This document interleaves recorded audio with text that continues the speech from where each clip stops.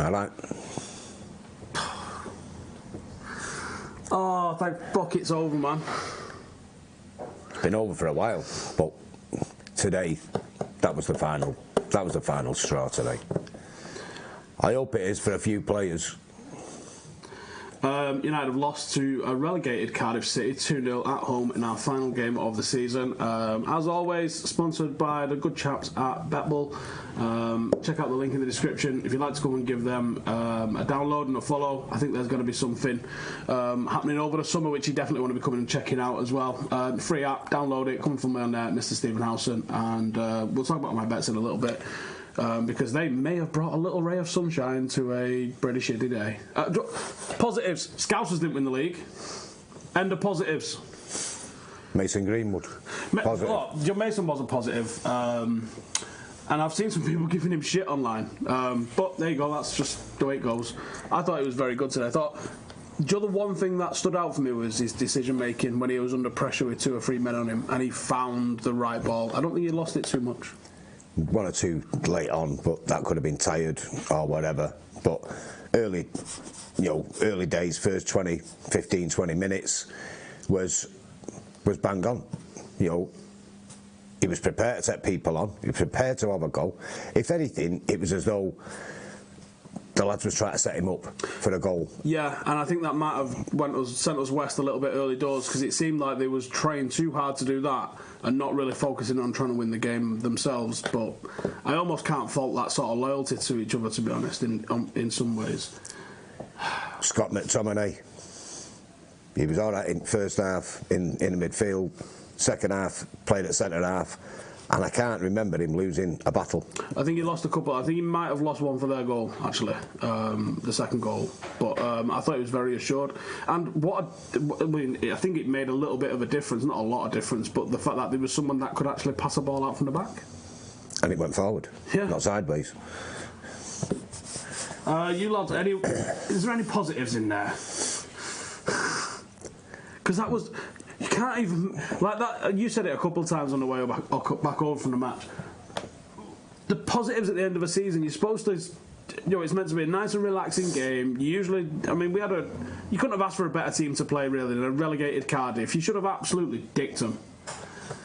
A game where, you give young Mason his debut. Go out, finish... the last few weeks have been crap. Been absolute shite. But... Go out today, put the season to bed, decent win. Like you said, the side's relegated. They're dead. They've gone. At times, it was like, which team's been relegated here? Because, we just didn't, for me, you talk about teams, at the end of the season, players are already on the beach and this, that and the other. I don't think a lot of that side are on the beach. I think they're in the removal van. I think we've seen the last of a lot of players there. What's terrifying is we needed half a dozen players before anyone goes. But I do think that there's players going to be going that are going to be very difficult for us to replace, as well as bringing in players that was probably going to play alongside them. And I'm thinking... Lukaku, I'm thinking Pogba, I'm thinking De Gea, I'm thinking Herrera, and I'm thinking you might have even seen the last of Mata. It's a bit terrifying how many people. Like I said, if we needed 6 and they all go as well, we need 11 players bringing in. I think we've seen the last of a Premier League title at Old Trafford for a good 5, 6, at least years. If we've got to go back to basics. You can forget the next 5 or 6 years. But do you know what? I almost don't care, because at the end of it, no one's got a divine right to win a title. As much as I'm definitely going to be taking a piss out of Liverpool should they manage to fuck it up on the 1st of June. Don't worry, that's coming. We've just got to hold fire a little bit with that.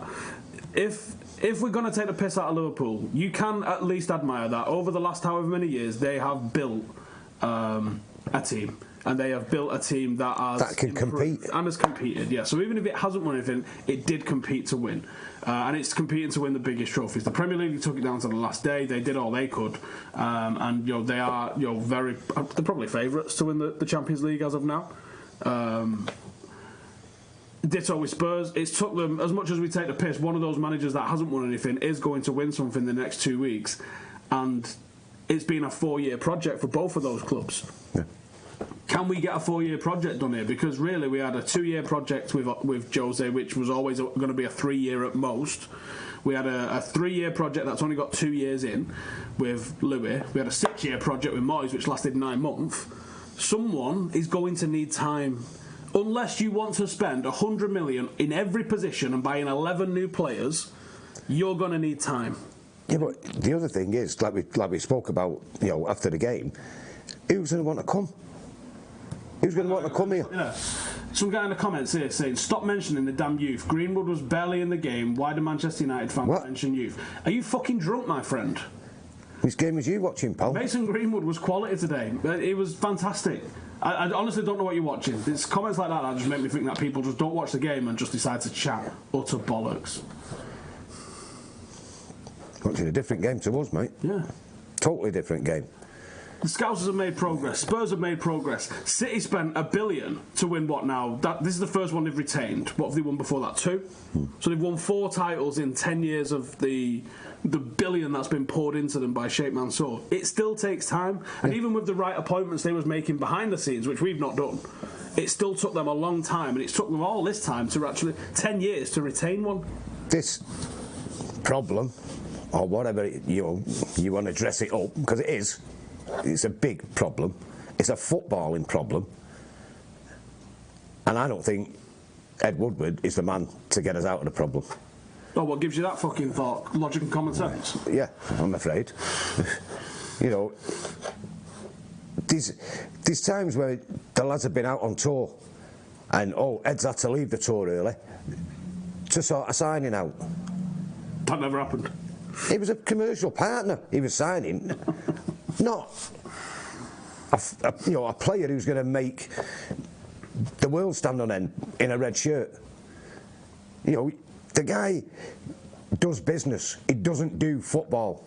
We need a football man, either director of football or whatever, but someone who's going to open the safe of the Glaziers, or Mr. Glazier, fuck off and let someone else do it who will be prepared to open his safe. They're not gonna, are they? Because because we're making too much money. Loan getting paid off, which at some point they end up cashing in on the club for whatever. We said this on the way down in, didn't we, today? There was a report someone's done, which is the valuation of football clubs. United was valued the most, but when you look at, I think it was from 10 years ago, we was valued at like 600 mil 10 years ago. We're now valued at 1.8 bill now. But the rest of the clubs that have come up from like 100 and 200 million aren't that far behind us now. And you think, well, hang on. People keep telling me the Glazers and Woodward are these amazing businessmen, but we're probably going to lose £100 million. Can you imagine if you lost £100 million asset at work? You'd be fucking out the door with it. Yeah. Like, you're going to lose £100 million asset in David De Gea because he won't sign a contract. We've allowed Ander Herrera to go out. Now, can I just address a couple of people's points on Ander Herrera as well, saying that, he wanted 5 years and 200 grand a week. For starters, everybody wants 5 years and 200 grand a week. That was what Paris offered him, not necessarily what he rejected at United. But the fact is, he shouldn't have been allowed to get to the negotiating table with Paris in January because we'd allowed his contract to run down prior to that. We should have been hooking him up all the way back last summer. Yeah, 12 months ago. Jose didn't really rate the guy, which is ludicrous. I mean, one of the best performances I've seen from a United player in recent times was Ander Herrera at Wembley last year in a semi-final. Phenomenal. Top. Leader. Fucking binned out for no one's. Ridiculous. There's probably been a handful of players that have played their last game there for United. And do you know what? One thing we said in the car as well, wasn't it, was if you're going to have a player like Pogba looked like he checked out there to me today. He looked like he didn't really give a fuck. Yeah. Played like he didn't give a fuck. If you're going to have someone that doesn't necessarily defend and just wants to spray the balls around, I'd play Angel. Because his decision-making is very good and his final ball is very good. And I don't think there's going to be much of a loss in terms of what is being offered to the team. Our best performance this season, for me, by far, has got to be Paris away. Pogba was sat in the stand. That, for me, sums it up. Yeah. When that side, no one gave us, we didn't even give them a prayer. going to Paris. No. Nobody did after the first leg. We're going to get dicked. We're going to get a good hiding. To go there, you know, all right, Mason was on the bench, but he went with not an experienced side. Scott in midfield. Scott in midfield. He's been a bright Pogba in the stand. And we score 2 early goals, we hold them out, we nick the goal at the end, and we go through. Since then, what have we done? Nothing. Honestly, there's probably some sort of fucking poem about losing your fucking wad in Paris, because we did. We haven't fucking recovered from winning in Paris. I mean, I think we've scraped a couple of games. Was it Watford at home, fucking West Ham at home? Bar that, we've just lost every other game. And for all the Poch merchants, and yeah, Poch is in a final, and yeah, he could win the Champions League. But look how many they've lost. They didn't win again today. No. I think he's actually got less points since Ole took over than Ole has. And look how fucking bad we've been. It's mad, and not, you know... I think the bit with it is, prior to the Chelsea game, we could have come third. Yeah, we could have. It was in our hands, really. Yeah. Because everyone else has been well shit. You know, no one wanted to win. Tottenham didn't want to win. Chelsea didn't want to win. The Arse haven't wanted to win. But neither have we. They're losing. Well, we will. You know, got to Huddersfield last week. Disgraceful performance. Yeah, it can't Everton. Dog shit. You can't end the season on them displays. But today was worse. You know, they're a relegated side, already gone, finished, on the beach, back in the Championship. But they wanted it. They wanted to win today. Hang on one sec. There's a guy here that says, you're willing to put time in a manager whose name is the reason he's in that position. Name aside, if I told you months ago we were hiring a Norwegian league manager who relegated a Premier League club. No, because there's more to it than that. That's simplistic as fuck, mate. Sometimes the CV of Ole Gunnar Solskjaer told you that he was not going to do better with this team than Jose Mourinho did, but the fact is he did, didn't he? Yeah. Fact.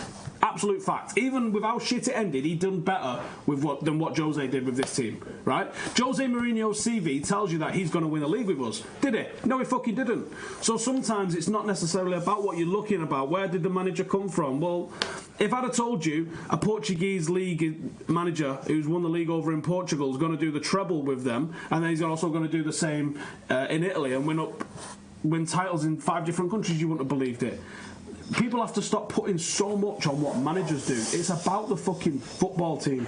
And here's the top and bottom of it. Our football team is not good enough. Fact.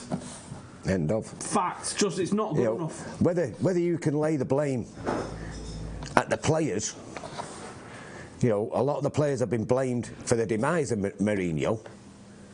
They got him sacked, they down tools, they didn't want to play, they didn't want to do this. And then all of a sudden they picked him up, put the shovels on the back and dug in for Ole in them first, 10 or 12 games, before they actually gave him the job, officially. What have they done since? You know, you look back from the day he got the job, officially, what have they done? We're in Paris. That's it. End of. We had some decent results. We had... Chelsea in the Cup, we had Spurs. There was some good performances, and there was genuinely good performances. I think a lot of it is down to Ole wants to play that pressing from the front system. Probably got in, started it for a little bit, watched a couple of injuries come in and go, I can't, or they can't maintain that sort of tempo. So that fitness? Yeah, it is. And you're not going to get that fitness in the middle of a season, unfortunately. And people are quite right to say, well, why the fuck aren't the players fit enough? And I think you're right to say that.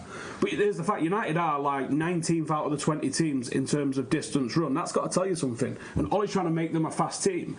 For 10 weeks, we outran people. And for 10 weeks, we looked fucking phenomenal. So all I'm saying is, look, let's just see what summer brings, what he can do in pre-season. And if he's able to implement that style of play we saw for 10 weeks, United are going to be a handful for people if we can replace a couple of decent players. You need more. Well, you know, we've seen it today. You know, that needs a broom going through it. You know, yeah, you're probably right. We probably do need a keeper, or will need a keeper. We certainly need a defence. We'll need 2 or 3 midfield, and you're going to need someone up top. For all his willing and his 110% effort, Marcus can't do it on his own. He needs 2 or 3 up there with him. I mean, don't forget. I mean, we keep harking back to Fergie's days. He had 4. He had 4 attackers, and every one of them, at any one time could come on that pitch and do your job. It's been proved. In big games, but we've not got that now. Well, we're missing a fucking hell of a lot. Leadership's a big one. Leadership is a massive one. We'll talk about that when we do our review. I'm going to head over to my bets real quick. Let's just have a look at what I was having this weekend. So as I said, you can get up to £100 in free social bets with the geezers at BetBull. Link is in the description for those. Come and follow me on there, Mr. Stephen Howson. We will be doing some stuff over the summer with them. So first bet that I had this weekend was Mason to score 2, 92. Obviously, it was a bit of a out there. He should have scored at least 1, I think. He did have the opportunities. He hit the post with 1, didn't he? Yeah, he created some good opportunities. He didn't fucking score 2, is the top and bottom of it. The other one that I was going for as well, I actually don't know how far away this one was, except well far away. So I had City to win, which they did, thankfully. I had Wolves, who didn't, United, who didn't, and Arsenal and Burnley to draw, and Arsenal won. So that one was a pile of shit. But that's why it was 49-1. There you go.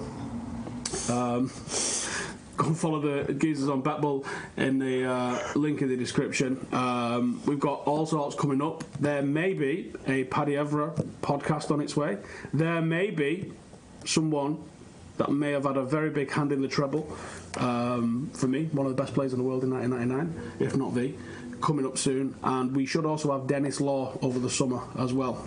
So make sure to subscribe to come and check out all of those. If you're looking for transfer news and all the workings that's going on the inside at Manchester United, then the Patreon group is the place for you. There's also a link in the description for that as well. There's about 5 transfers being talked about in there at the moment. If you want the inside track on what's going on with those, like I said, link is in the description.